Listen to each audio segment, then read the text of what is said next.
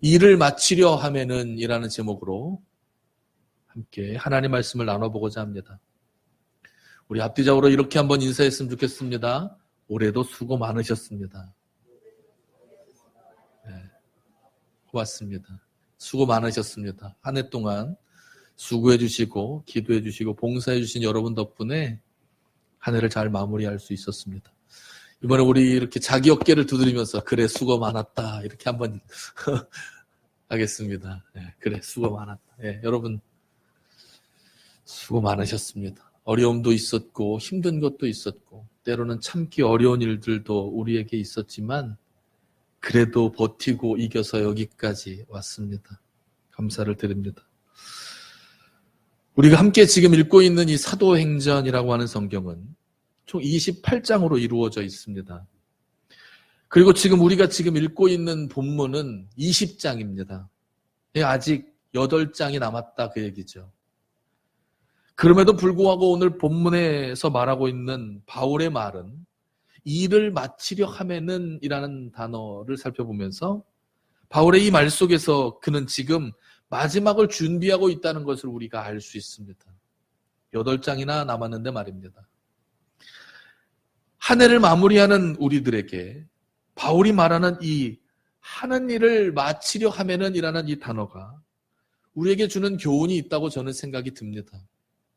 바울의 이야기를 마지막으로 하는 오늘 이 시간에 바울이 했던 마치기 위해서 무엇을 해야 하는가, 또 한 해의 마무리에 서 있는, 마지막에 서 있는 우리들을 향해서 우리가 하던 일을 잘 마치려면, 우리가 하나님께 받은 일들을 끝까지 하려면 우리는 무엇을 해야 하는가, 바울의 이야기를 통해서 몇 가지를 배워보려고 합니다.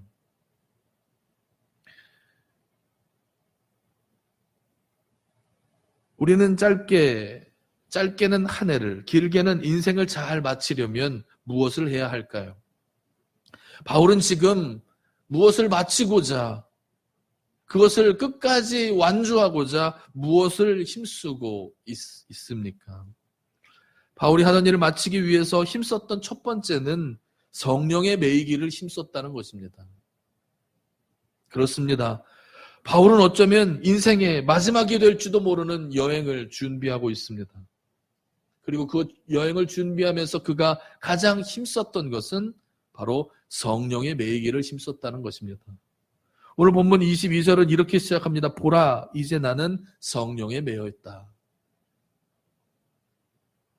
생각해보면 바울은 성령에 매인 인생을 살았습니다. 그는 어느 날 갑자기 자기를 찾아온 예수님에게 매여서 사도가 되었습니다.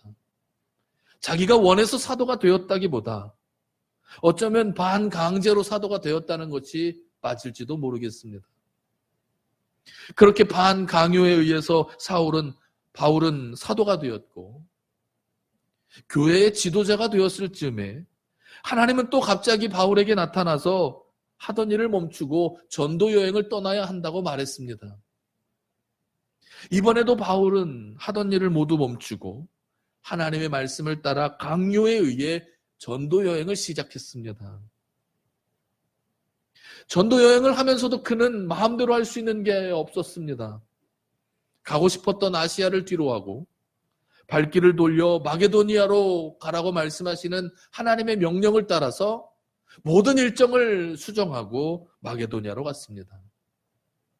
그리고 이제 그는 그에게 인생의 마지막 걸음을 앞에 두고 다시 자기의 마음대로 그 길을 떠나려는 것이 아니라 다시 성령의 매이기를 힘쓰고 있습니다. 그동안 열심히 했지 않습니까? 누구보다 열심히 했습니다. 누구보다 최선을 다했고 현재까지 하라고 한 것을 한 번도 어기지 않았습니다. 그럼 마지막이면 좀 마음대로 하면 안 됩니까? 그동안 열심히 했고 순종했고 하라는 대로 했고 열심히 최선을 다했는데 이제 좀 풀어주면 안 됩니까? 군대도 말년병장이 되면 마음대로 하라고 좀 풀어줍니다.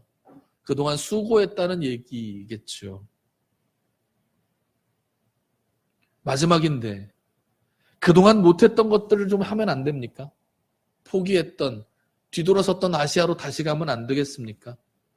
가보고 싶었던 것, 해보고 싶었던 것들을 좀 마음대로 하라고 내버려 두면 안 됩니까? 그동안 강제로 묶인 것처럼 살았던 바울은 그 묶였던 인생이 지겨울 법한데 오히려 그는 다시 성령에 매이겠다고 말하고 있습니다. 사실 저는 이 말이 매였다라고 하는 것보다 성령의 나를 묶었다라고 하는 표현이 더 옳다고 생각합니다. 그렇습니다. 그는 성령에 묶인 게 아닙니다. 성령의 스스로를 묶은 것입니다. 제가 이렇게 생각하는 이유는 바울이 마지막 여행을 준비하면서 그가 성령께서 말하신 결박과 환난이 기다린다고 말씀하신 그 음성을 이미 들었기 때문입니다. 조금 더 뒤로 가서 사도행전 21장 4절에 보면 다른 제자들도 성령에 감동되어 바울이 예루살렘에서 안 좋은 일을 당할 것이라는 사실을 알았습니다. 그래서 제자들은 바울에게 예루살렘에 가지 말라고 그를 막았었습니다. 조금 더 뒤로 가서 21장 7절에 보면 빌립의 네 딸이 예언하며 바울이 예루살렘에 가지 말아야 할 것들을 말합니다. 조금 더 뒤로 가서 10절에 보면 아가보라고 하는 선지자도 내려와서 바울이 예루살렘에 가면 환난을 당하고 묶일 것이니 가지 말라고 예언하기도 합니다.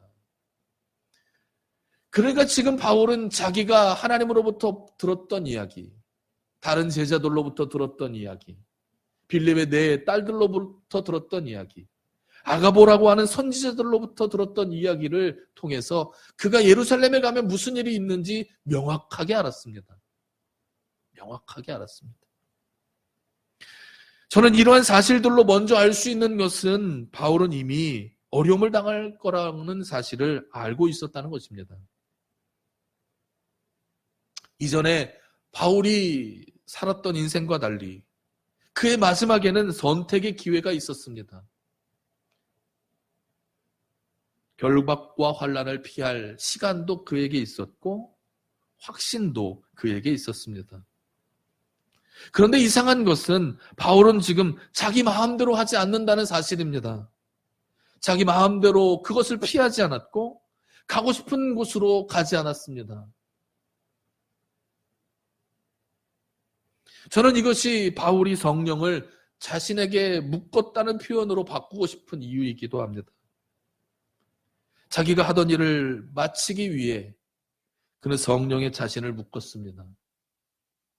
자기의 욕심과 자기가 하고 싶었던 것, 그동안 못했던 것, 자기가 그동안 미뤄두었던 일들을 하고 싶어서 자기 마음대로 그 무엇을 하지 않았습니다. 저는 이것이 한 해의 마지막에 서 있는 우리들이 배워야 할 첫 번째 자세라고 생각합니다. 성령에 우리를 묶어야 한다는 것입니다. 그렇다면 왜 우리는 성령을 우리에게 묶어야 할까요? 그리스 로마 신화에 재밌는 이야기 하나가 있습니다. 그리스 로마 신화에 보면 사이렌이라고 하는 인어가 등장하는데 이 인어는 배를 타고 지나가던 어부들에게 노래를 불러 그 어부들을 홀려서 바다에 빠뜨려 죽이는 아주 악한 인어였습니다. 사람들은 그곳을 지나가다가 이 인어 사이렌이 부르는 노랫소리에 홀려서 하나둘씩 바다에 빠져 죽어갔습니다. 그러던 어느 날 오디세우스라고 하는 남자가 그 노랫소리가 너무나 궁금하고 들어보고 싶어서 거기로 가려고 마음을 먹습니다. 사람들은 말렸고 할 수 없다고 말했습니다. 그런데 중간 이야기를 생략하고 이 청년은 몇몇 사람들을 돈으로 사서 그들의 귀를 모두 막았습니다. 그리고 자기는 돛대에 자기의 몸을 묶어서 그 인어의 노랫소리를 들으며 그곳을 지나갔다고 합니다. 바울은 왜 자기 자신을 성령에 묶으려고 했을까요? 주변 사람들이 바울을 막아설 때 바울은 뭐라고 생각했을까요? 그는 얼마나 흔들렸을까요? 기도가 응답받았다고 말했던 사람들의 이야기를 통해 하나님의 음성을 들었다며 자기를 말리는 사람들을 만났을 때, 가면 죽을 거라고 안 된다고 협박하는 사람들의 말을 들었을 때 바울은 무슨 생각을 했을까요? 모르긴 몰라도 저는 바울이 흔들리기 시작했을 거라고 생각합니다. 내가 틀렸나? 내가 잘못 들었나? 내가 하나님의 음성을 잘못 듣고 있는가? 사람들의 말을 들어야 하나? 더 기도해 볼까? 다른 데로 갈까? 피할까? 도망갈까? 수많은 생각들이 바울의 머릿속을 헤집어 놓고 그를 흔들어 놓았을 것이라고 저는 생각합니다. 그렇게 흔들리고 확신이 무너질 때마다, 믿음이 흔들리고 하나님을 향해 마지막이라고 생각했던 그 길이 흔들리기 시작할 때마다 그는 자신을 성령에 묻기 시작했습니다. 사람들의 말이 아닌 하나님의 말씀에 확신을 얻었고, 묶었던 자기의 몸을 더 단단히 묶어 성령에 기대기 시작했다고 저는 믿습니다. 한 해의 마지막을 앞에 두고 성령을 자신의 묶는 우리 모든 성도들이 되시기를 주님의 이름으로 축원합니다. 생각이 많아지고 사람들의 이야기가 우리의 마음을 흔들어 놓기 전에 여러분을 성령에 묶으시기를 바랍니다. 사람의 말이, 또 주변의 환경이, 세상에 돌아가는 이치가 여러분의 마음을 흔들어 놓기 전에 우리 마지막 한 걸음을 앞에 두고 우리 모두가 다 함께 성령의 우리를 묶는 귀한 시간이 되시기를 주님의 이름으로 축원합니다. 자, 다시 본문으로 돌아와서 이렇게 본문의 배경을 이해할 수 있다면 이상한 하나를 발견할 수 있을 거라고 생각합니다. 바울은 22절에서 성령에 매여서 예루살렘으로 간다고 말하고 있습니다. 또 21장 4절에 보면 제자들이 성령에 감동해서 예루살렘으로 가지 말라고 말하고 있습니다. 이상하지 않습니까? 빌립의 4명의 딸은 가지 말라고 예언을 했고, 아가보라고 하는 선지자도 바울을 붙잡힐 거라고 예언하고 있습니다. 자, 그러면 도대체 누가 맞는 겁니까? 여러분의 생각은 어떻습니까? 누가 옳습니까? 가는 게 맞습니까? 안 가는 게 맞습니까? 이 사람도 성령으로 이야기하고 있고 저 사람도 성령으로 이야기하고 있는데 도대체 누구의 말이 맞다고 여러분은 생각합니까? 뭐 결론을 다 아니까 그래 바울이 맞다 이렇게 생각한다면 굉장히 어려움을 겪게 됩니다. 왜 그렇습니까? 나머지 사람들도 다 성령에 충만해서 이 이야기를 하고 있기 때문입니다. 그럼 도대체 하나님의 뜻은 어디에 있습니까? 우리는 서로 다른 말을 하고 있는 두 부류의 사람들 사이에서 궁금해합니다. 그리고 이것이 내가 생각하는 일을 마치려 할 때에 가져야 될 두 번째 자세라고 저는 생각이 듭니다. 바울이 마지막 여행을 준비하면서 가졌던 두 번째 자세는 피하는 방법이 아니라 맞서는 방법을 선택했다는 것입니다. 저는 20장부터 21장으로 이어지는 성령에 감동되어서 말했던 사람들의 이야기 속에서 하나님은 가라 혹은 가지 말라고 말씀하지 않았다고 생각합니다. 단지 하나님은 바울에게도 그리고 다른 제자들에게도 예언을 했던 다른 모든 사람들에게도 똑같이 말했다고 생각합니다. 뭐라고 말했습니까? 바울은 예루살렘에 가면 붙잡힐 거다. 사람들은 하나님의 이 똑같은 음성을 듣고 어떤 사람은 가라고 말했고 어떤 사람은 가지 말라고 말했던 것입니다. 그렇습니다. 말씀을 들은 바울은 가겠다고 결정을 했고 말씀을 들은 다른 사람들은 가지 말라고 그를 말렸던 것입니다. 저는 이렇게 같은 말씀을 다르게 해석하는 두 부류의 사람들을 바라보면서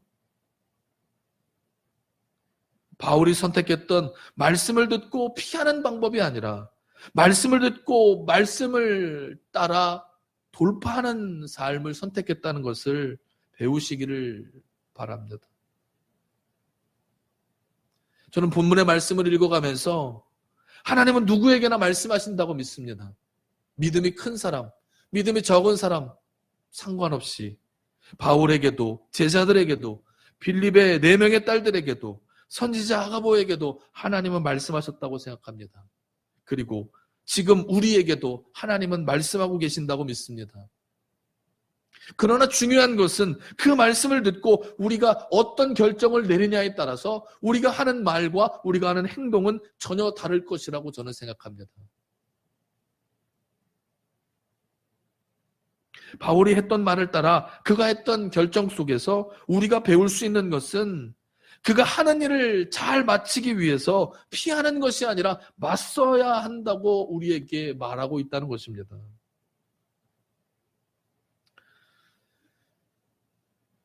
여러분의 마음을 제가 들여다볼 수 없으니 제 마음을 들여다보면서 여러분, 우리는 하나님의 뜻을 왜 알고 싶을까요? 우리가 기도하는 이유와 말씀을 듣는 이유, 말씀을 읽는 이유가 무엇일까요? 저는 제 속에 있는 마음을 들여다보면서 그것이 인생에서 만나는 어려움을 피하기 위해서라고 여러분에게 대답하고 싶습니다. 그렇습니다. 우리는 기도와 말씀 그리고 하나님의 뜻을 구별하기 원합니다. 왜 그렇습니까? 그것들을 통해서 우리에게 있는 어려움들을 피하고 싶기 때문입니다. 환난을 피하고 어려움을 피하고 괴로움을 피하고 싶기 때문입니다. 그런데 오늘 이상하게도 바울은 우리처럼, 아니 저처럼 피하는 방법이 아니라 맞서는 방법을 선택했다는 사실입니다.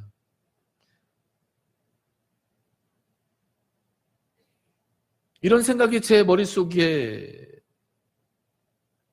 들 때에 사무엘상 17장의 말씀이 떠올랐습니다.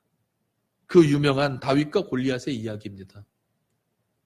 그런데 여러분, 가만히 생각해 보면 골리앗 앞에 서야 골리앗을 이길 거 아니겠습니까?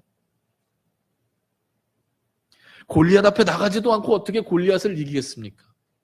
뒤에 숨어서 도망갈까? 어떻게 하면 여기서 살아남을까? 어떻게 하면 골리앗과 싸우지 않을까? 그렇게 고민하며 나서지 않는 사람들은 골리앗을 이기는 경험을 할 수 없습니다. 또한 골리앗을 바라보면서 골리앗에게 이길 힘을 주시기를 기다리거나 골리앗이 약해지기를 기다리는 사람도 골리앗을 이길 수 없습니다. 골리앗을 이길 무기가 무엇인지 찾아다녔던 사람들도 골리앗을 이기는 경험을 할 수 없습니다.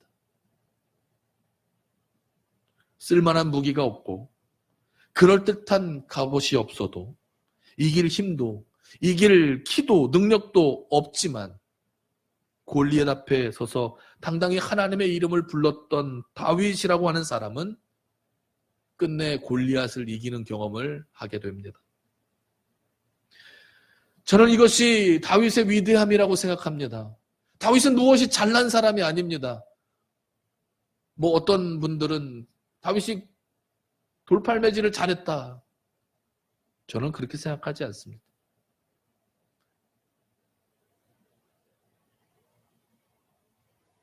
다윗의 위대함은 그 어떤 것도 아닙니다. 그가 똑똑한 것도 아니고 그가 잘난 집안에서 태어난 것도 아니며 많이 배우고 많이 가져서도 아닙니다. 그가 위대한 것은 단 하나입니다. 골리앗 앞에 설 수 있는 용기가 그에게 있었다는 겁니다.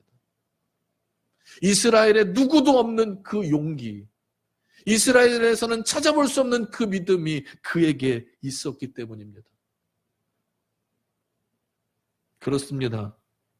골리앗 앞에 서야 골리앗을 이길 수 있습니다. 예루살렘으로 가야 하나님의 능력을 경험할 수 있습니다. 하나님의 기적을 경험할 수 있습니다. 예루살렘으로 가야 하나님을 경험할 수 있습니다. 저는 우리 하나의 마지막을 준비하는 우리들에게 바울이 가르쳐주는 지혜가 바로 여기 있다고 생각합니다. 결박과 환난에 맞설 믿음과 용기가 있어야 동행하시는 하나님을 경험할 수 있다는 것입니다.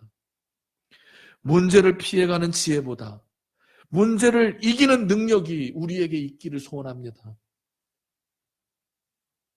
골리앗 앞에 벌벌 떨며 피할 길만 구했던 수많은 이스라엘 사람들보다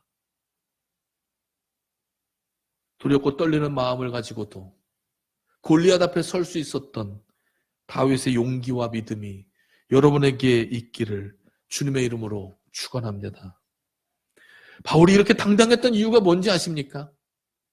결박과 환난, 심지어 죽음이 기다린다 해도 그곳을 가겠다고 말했던 바울의 당당함이 어디 있다고 생각하십니까?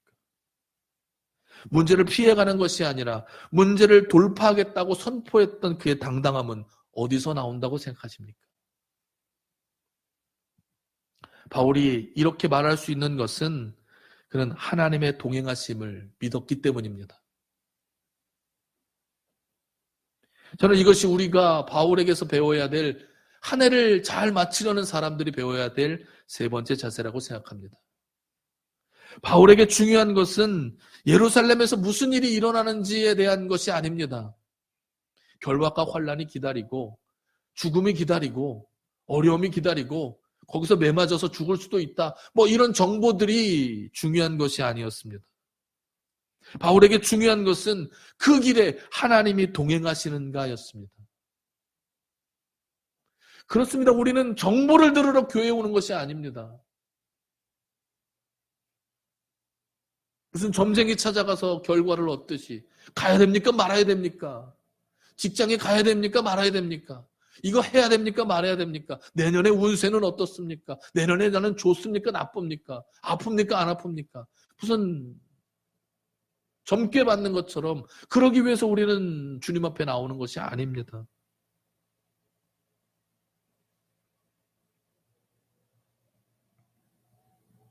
될 일들을 미리 알고 싶어서 하나님 앞에 나오는 게 아닙니다. 얼마 전에 있었던 월드컵에 대한민국이 16강에 올라가냐 마냐 그런 거 하라고 우리에게 하나님이 기도를 가르쳐 주신 것이 아닙니다. 제가 우스갯소리로 여러분에게 자주 말씀드리는 건데, 돈 버는 법은 부자에게 가서 배우시고 건강해지는 방법은 의사에게 가서 배우십시오. 우리에게 중요한 건 그런 게 아니라는 겁니다. 우리에게는 돈 버는 방법보다, 우리에게는 건강해지는 방법보다, 그런 정보들보다 더 중요한 것이 있습니다. 그것은 우리는 지금 하나님과 동행하고 있냐는 것입니다. 하나님과 동행한다면 죽음이 기다리는 예루살렘도 괜찮습니다. 하나님이 동행하시면 저 우락부락하게 생긴 골리앗 앞에 나가는 것도 괜찮습니다. 하나님이 함께 하시면 무슨 일과 누구를 만나도 괜찮습니다. 이것이 우리에게 가장 중요한 거라고 믿습니다. 한 해를 준비하는 우리의 삶에서 가장 중요한 것은 무엇입니까? 마지막의 길에, 마지막 남은 2주간이 무슨 일이 벌어질지 그것이 궁금하십니까? 내 자녀는 어떻게 될지, 내 사업은 어떻게 될지, 나라 경제는 어떻게 될지, 점점 추워지는데 추위는 어떻게 될지, 이런 것들이 궁금하십니까? 저는 오늘 우리의 예배 속에서 우리의 생각이 바뀌기를 바랍니다. 그것보다 더 중요한 게 있다는 것을 배우시기를 바랍니다. 그것은 바로 우리의 인생에 하나님이 동행하시는가입니다. 여러분의 인생에는 하나님이 동행하고 계십니까? 한 해의 마지막을 준비하는 우리 성도들에게 이 믿음이 생기기를 바랍니다. 어려움과 고난 속에서도 동행하시는 하나님을 경험하는 여러분이 되시기를 주님의 이름으로 축원합니다. 그리고 그 속에서 지키시고 보호하시는 하나님을 경험하시기를 바랍니다. 이제 말씀을 정리해 보려고 합니다. 선교 여행의 마지막을 앞둔 바울에게 하나님은 결박과 환난이 기다린다고 말씀하셨습니다.